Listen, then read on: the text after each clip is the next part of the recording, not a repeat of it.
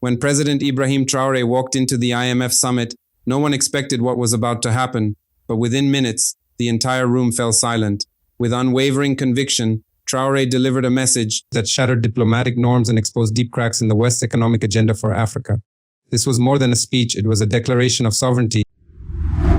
There comes a moment in the life of a nation when silence is betrayal, when continued obedience is suicide, and when bowing to the same hands that choke you is no longer diplomacy, it is surrender. My name is Captain Ibrahim Traoré. I do not speak with the polish of career diplomats. I do not wear the cologne of multinational boardrooms. I was not trained in Washington nor groomed in Geneva. I speak from the battlefield where my people bleed and the soil remembers.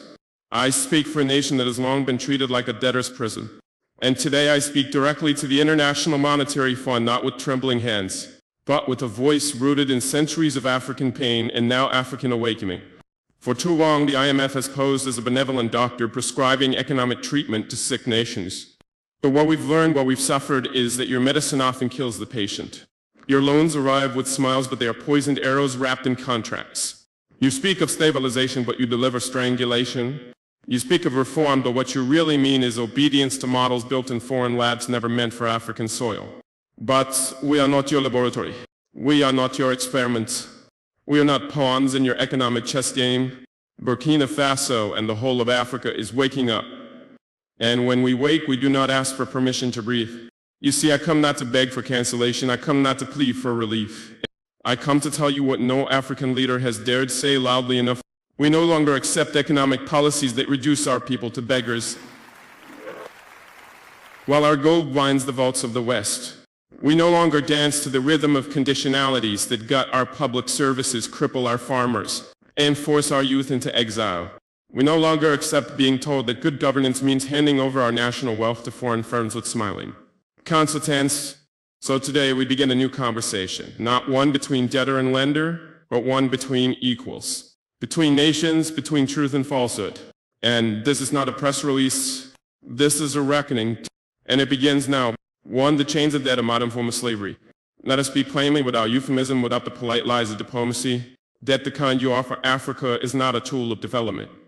It is not a bridge to prosperity. It is a shekel.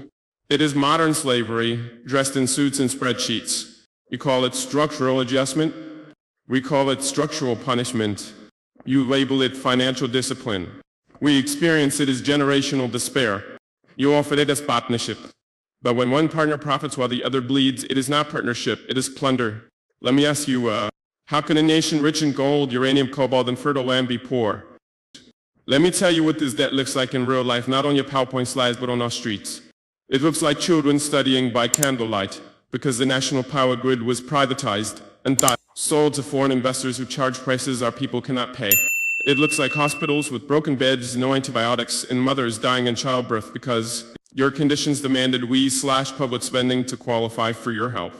It looks like millions of African graduates with degrees in hand but no future, job-creating sectors were outsourced, sold off, or collapsed under your imposed liberalization policies.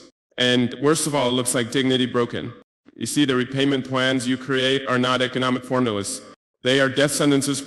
You lend us $500 million and ask for $2 billion in return over decades through interest restructuring fees, currency controls, and privatization clauses that rob us of our national assets. Tell me, what is the moral justification? You say the contracts were signed willingly, but let me ask, is it consent when the patient is bleeding and you are the only one holding medicine with a price tag and a clause? Is it choice when the gun is not pointed at your head but at the starving child behind you? No, Your Excellencies at the IMF, this is not consent. It is economic coercion. This is not development. It is domination. This is not globalization. It is neocolonialism in financial ropes. And we, the new generation of African leadership, are no longer blind. We are no longer grateful for crumbs from the tables our labor built. We are done applauding policies that hollow out our economies in the name of efficiency. We will no longer trade our sovereignty for loans that disappear into the hands of consultants. Africa does not owe you, you owe Africa. You owe us for the gold taken on the colonial boots. You owe us for the minerals that power your smartphones while our villages remain in darkness. You owe us for the diamonds that dazzled your palaces while we bled in silence. And yet even in all this, we are not asking for charity. We are asking for justice. True justice begins with the end of exploitative debt structures. Justice means allowing African nations to audit what we owe, where it came from, and who truly benefited. Justice means allowing us the dignity to chart our own financial futures, not as clients, but as equals. And if this message feels uncomfortable, then good, because it is time the comfortable were confronted. To the puppet strings, how the IMF undermines African sovereignty. To speak of sovereignty in Africa today is to speak of a dream deferred, a continent of flags and anthems. Yes, but true freedom, that still hangs in question. They say we are independent, but independence without autonomy is illusion. And few institutions have done more to blur that line between self-rule and subjugation than the International Monetary Fund. You do not govern us, yet you draft our budgets. You do not vote in our elections, yet your approval determines whether our economies collapse or breathe. You claim neutrality, yet the ink of your influence runs deep in the laws we pass, the leaders we appoint, and the limits of our own ambition. This is not financial aid. This is political engineering. But history is watching. Your hands are not clean. From Ghana to Zambia, from Senegal to Kenya, we have seen it play out the same. Leaders forced to privatize water only for foreign companies to raise prices beyond reach. Farmers undercut by cheap imports that kill local industries. Ministers told to cut spending on schools to balance the budget while foreign debt payments rise. And if we dare to resist, if we question your models or reject your prescriptions, we are blacklisted. Isolate, punished, our credit rating downgraded, our currencies attacked, our leaders vilified in international media as radical, unstable, or populist. But what is more radical than forcing a country to choose between feeding its people and ties, repaying loans it never benefited from? What is more unstable than a society where youth have no future, no jobs, and no faith in politics? Because their nation answers to banks before it answers to its people. Let us be honest. Your influence has too often been a veto on our dreams. You have become unelected governors of African policy. And yet we are not merely victims, we are rising. A new wind is blowing across this continent. We are reclaiming the right to govern ourselves and our languages for our people by our values. We will no longer accept debt that demands we cut essential services before asking the rich to pay taxes. We will no longer tolerate consultants writing our national strategies while our professors go unpaid. We will no longer bow to institutions that answer to shareholders, not citizens. To the IMF, I say this with clarity and calm. We will be sovereign, even if it means rejecting your loans. Even if it means slower growth, but growth that is ours. Even if it means pain for now, but freedom in the long run. Africa does not need masters, it needs partners. And if you cannot walk with us as equals, then step aside, because we are moving forward, and this time the strings are being cut. 3, a system designed to fail us. We were born into a system we did not build, a global order forged in the fires of empire with the spoils carved into contracts, laws, and institutions that still govern us today, not builders of industries. We were assigned roles in the global economy like actors in a tragic play. You grow and they process, you extract, they manufacture, you borrow, etc. They lend, and every time we try to rewrite the script, the penalties follow. Credit agencies slash our ratings. Multinational lobbies threaten sanctions. Tech giants pull out investments, and their media calls us unstable. But what is more unstable than a world where a continent of 1.4 billion people contributes the least to climate change, suffers the most? What is more irrational than a system where cocoa farmers in Cité d'Ivoire who feed the world's sweet tooth cannot afford chocolate?